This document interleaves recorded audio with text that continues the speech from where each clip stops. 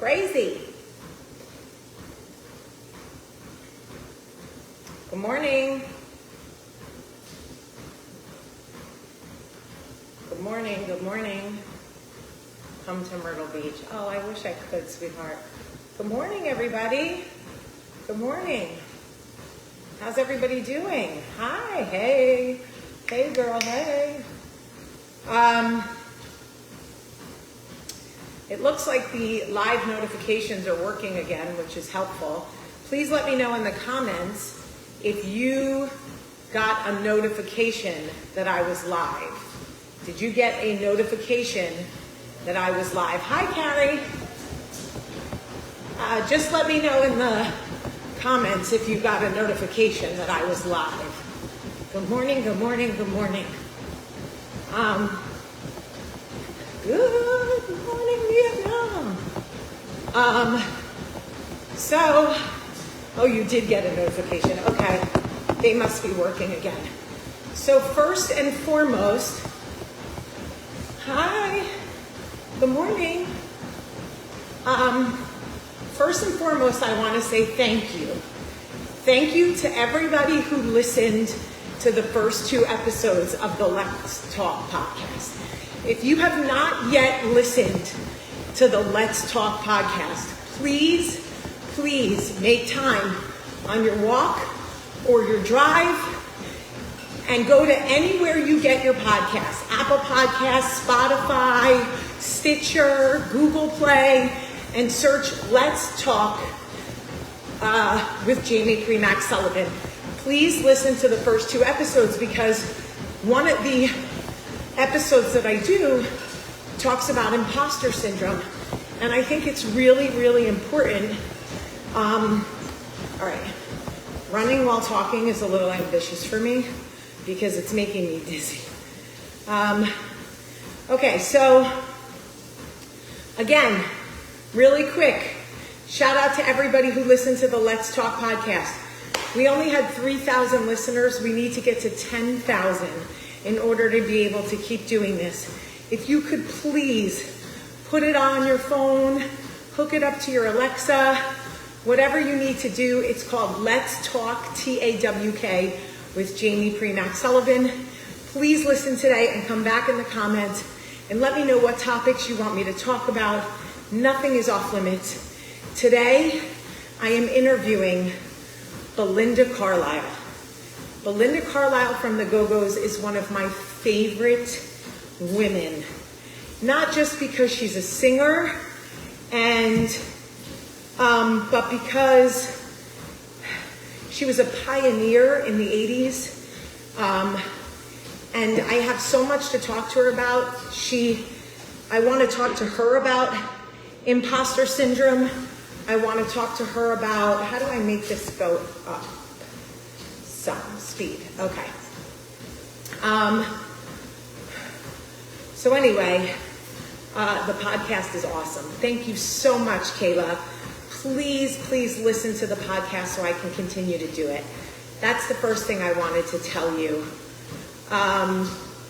You have to search Let's Talk and please subscribe. Thank you, Tiara said she rated it 5 stars. Thank you, Tiara, so much.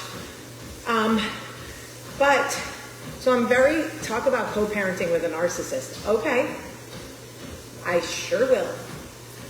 Tell me what to do. It's the same podcast. It just has a new season, new name. Much shorter, easy to find. Let's Talk. Okay, so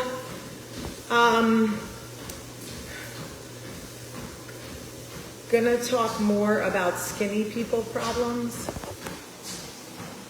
I'm not sure what that means, or what kind of like passive aggressive shit that means, or what I'm supposed to do with that. Thank you, Gail. Thank you, Deborah. Thank you to everybody who's going to listen. I really appreciate it. Please do an interview with a hormone specialist. Okay, because I need to talk about my hormones. So I want to tell you what happened last night. First, what happened in the house, and then what happened between me and Michael, because I think that it's very important, especially going back to the episode of Let's Talk where I talk about imposter syndrome, and talk about imposter syndrome regarding your marriage. So first of all, I want to tell you that last night we realized that somebody, one of my children, thank you Claudia, one of my children who shall remain nameless, left my freezer in my garage open. And every single thing in the freezer melted. Everything. The entire tall freezer, everything melted. The ice cream, the meat, the cookies, the casseroles, the things, every single thing melted. It leaked everywhere. It dripped everywhere. It was all over the place. And I had just gone to Costco and Whole Foods, and I got all of this stuff for 8th grade graduation and for soccer parties, and everything defrosted. Olivia and I spent 30 minutes bagging up 6 garbage bags of food. First of all, if you know me, you know I hate to waste food. It is so painful for me to throw away food. I was sick. I was crying. It was awful. So I want you to understand where I was mentally. Okay, now Michael was in New Jersey. Here's the marriage part, okay?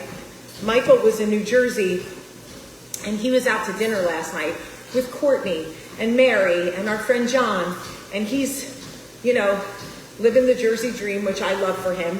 There's nothing I want more than my husband to get to know my home state and, make his own friends and have his own thing, right? So anyway, I finally connect with Michael and we FaceTime, and it's the first time I've seen him in 2 days. We've just been going super fast, whatever, and I'm telling him about the freezer, and I'm telling him about just the conversations with the kids and how sort of deflated it makes you feel and how bad it is to have to throw all of that food away and blah, blah, blah. And he keeps sniffling. Now I know what you're thinking. Sniffling? What do you mean? Well, we all came back, have colds from Chicago. I was sick coming from LA. Max was sick first with a cold. Now Olivia's throat is scratchy. Charlie has a cough. Just everybody has this summer, spring shit, right? So Michael's sniffling every 2 seconds. Okay, now I'm a huge proponent of go blow your nose. When I hear my kids sucking snot, I'm like, go blow your nose, right? So I said to Michael on the video, on the FaceTime, I was like, oof, what's with the sniffling? He's like, what do you mean? I'm like, the snot sucking, the sniffling. Do you need to blow your nose? What's going on? And he's like, I'm not sniffling. I'm like, oh, but you are. You're sniffling. And he goes, okay, bitch. Y'all, when I tell you, I was in disbelief. In 15 years of marriage this month and 18 years of being together, that man has never called me a name. He has never, ever cursed at me. We do not speak to each other that way. We do not call each other names or curse at each other or anything. I was in such shock that I hung up on him. I hung up, and he FaceTimed me back 16 times. And all 16 times, I declined. And I cried in my bed like a baby. I cried for the freezer that was left open. I cried for the children that I screamed at. I cried for the food I had to throw away and waste. I cried for the fact that none of this is easy. I cried for the fact that my husband let that word come out of his mouth at me, and that you can't take it back because words matter. And I'll never forget that he said it. And the streak that we had being able to say that he never has ever cursed at me is over. And I mourned the wife that I got to be, who got to say wholeheartedly that my husband has never cursed at me or called me a bad name ever, is over. That is over. And I cried in my bed, and I just finally went to sleep. And this morning, he tried to get in touch with me, and of course I didn't answer, and he tried to get in touch with me, and he called, and he texted, and I went to church this morning because it was the farewell mass, the 8th grade farewell mass at OLS for 8th graders, and I went to mass. Yes, I went ugly. I don't care. My kids wanted me to go, and I went. And I prayed, and Charlie sat with me, and she knew I was upset. She didn't know why. She thought it was the freezer. But I prayed, and I realized that this is the truth. So hear what I'm about to say, like really hear it. Those of you who know us and have been on this journey with us for years know that that is not Michael. Michael does not curse at me. He does not curse. He's not mean. He does not ever talk to me that way, ever. And so when I was praying for grace. And let me tell you why. Because I can either look at who he is as a whole, like who he is as a man, who he is as a husband, who he is as a friend, who he is as a whole, or I can look solely at the thing he did and the word he said and judge him and feel towards him that way. And so I tried to remember in that moment when I was on my knees at church, like, you know, Michael is a good man. He's a good friend. He loves me. And in all the years we've been together, he has never, ever done that. And, hold on, I gotta block someone. Okay. And you know, here's the truth. Michael is not that man. And he sent me an apology that is very sincere. He said, I was trying to be flippant, meaning he was trying to say like, okay, bitch, but he doesn't have the vernacular for that, right? Michael doesn't know how to cut up. He doesn't know how to kiki. He doesn't know how to like, he hears me and Courtney and me and Mary like, okay, bitch, I know you lying, right? He can't, that's not in him. So when he said it, it came out, okay, bitch. Ooh. So he sent me the apology. It was not an explanation. It was an apology. And he said, I would never say that to you maliciously, but the word came out of my mouth. And I am so sorry that I hurt your feelings, and I will never say it again. And that's the thing. Like, I had to think to myself, he did just have dinner with Courtney and Mary. They do say, okay, bitch, all the time. He probably came back from dinner and was feeling a little froggy, had a few drinks, and thought he was Courtney for a second, and thought he was Mary, and was like, okay, bitch, except he was like, okay, bitch. And I was like, bruh, if he was in front of me, I promise you he would have got snuck. Boom. But I was so like, I put Michael on such a pedestal.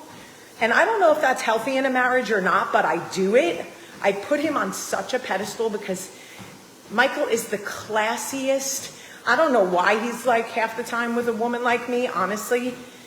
But he is like the classiest, most sophisticated, gorgeous, warm, my definition of Michael warm, not what we know as warm. Like Michael is so much good. And so when I was in church, I could hear my own inner monologue, like, girl, you know this man. This man did not look you in the face and call you a bitch. He did, but that's not what he was trying to do. And, you know, I think grace is a very important thing to learn, because grace is what will save us from ourselves. Grace is truly what will save us from ourselves. Write that down, bookmark it, tag somebody in this Facebook, okay? Because grace is what will save us from ourselves. Grace is the ability to see somebody in the whole sum of someone and not the mistake they make, not the worst parts of them. Grace is being able to discern whether somebody is worthy of, everybody is worthy of forgiveness, but is worthy of uninterrupted continuation. And what do I mean by that? That means, can we pick up exactly where we left off, so I don't have to punish you for this? And I don't want to punish him, right? So like, is Michael worthy of uninterrupted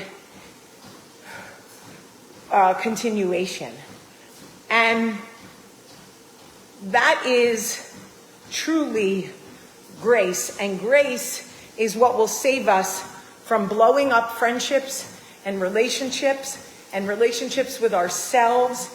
It is looking at someone and saying, this is not where my judgment of you starts. This is not where my view of you changes. And look, some of y'all might be like, all right, he called you a bitch. It's not that big of a deal, but it is a big deal. This is the man teaching my son how to be a man. This is the man teaching my girls how a man should love a woman. This is the father of my children. It is a big deal. My father never spoke that way. My husband does not speak that way. And I do not want my son to speak that way. So it is a big deal to me. But so is him. And so you think way too much. Valerie, thank God you put all those A's and Y's in there, girl, or I would not known that you meant you think way too much. Like, I see you with all the A's and the Y's. And I think Brandy says, how do we know whether to give grace or sucker punch them? Which I think is a fair assessment. I think you have to look at what you're dealing with. If it's repeated behavior, then you have a different, then there's a bigger conversation that needs to be had. But in this instance, grace was an easy choice. Oh yeah, he's sorry. Oh gosh, he's so sorry. He feels terrible. He's like, my joke did not work. My vernacular did not work. And so for me, I really do need to shower if I'm going to see Miss Belinda today, huh? But I love to walk on this treadmill. All right, well, there's enough 2 miles, so we'll stop there. Anyway, I share all this with you to say that grace is what will save us from ourselves. And Michael was trying to be, oh, Mary's putting the pestos up on State of Style today. Oh my gosh, guys, you will never taste pesto in your life. We don't have a lot. I know they'll sell out. If you like pesto on bread, pesto and pasta, this pesto it's what led us to the balsamic. We tasted the pesto and did a happy dance in the middle of the aisle and was like, oh my God, this is like an orgasm in your mouth. Anyway, but I talk about imposter syndrome in my marriage on the podcast.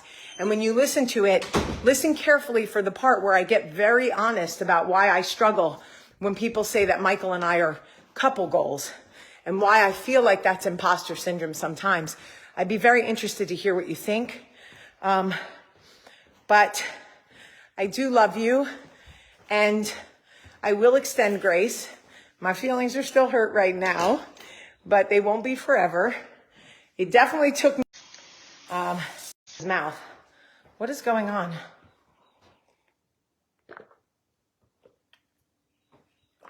with my Wi-Fi. Anyway, I love you guys so much. Please share this video. Hi, Chastity. Please share this video on your page. Would you feel the same way if you would have married a woman? Yeah, if we didn't curse at each other, if we never spoke to each other that way, absolutely. Absolutely. Like, Susan, you never received your Tumblr? Okay. I'm going to mark this. How do I, Susan, we'll get into that. There's an email. I think it's, Susan, it's State of Style Jewelry, at gmail.com. State of Style Jewelry at gmail.com. Please send your order number. We'll get one right out in the mail to you immediately. Yes, Susan, we will take care of it. Absolutely. Do not worry. Email State of Style Jewelry at gmail.com and we will get it right out to you. Mary is so good, but it's not to say that things don't fall through the cracks. I apologize. Small business is hard, but we will make it right. You tried that, Susan? Susan, do it again one more time, please, today, and I will try to get into the email and check it. And put your phone number in the email, girl. I'll call you personally. Anyway, I love you guys. Thank you for listening. Thank you for listening to the podcast. If you would go back and subscribe, and if you would rate it, that would be a huge thing for me. If you would rate it, whatever stars you think it's worthy of. I love you. If you have not listened, please today take some time. I really need to get the numbers to 10,000 so they let me keep doing it. Tell everybody you know to listen. Put it on while you're driving, while you're walking, while you're washing dishes. I love you guys so much. And I hope that you have a beautiful, beautiful Thursday.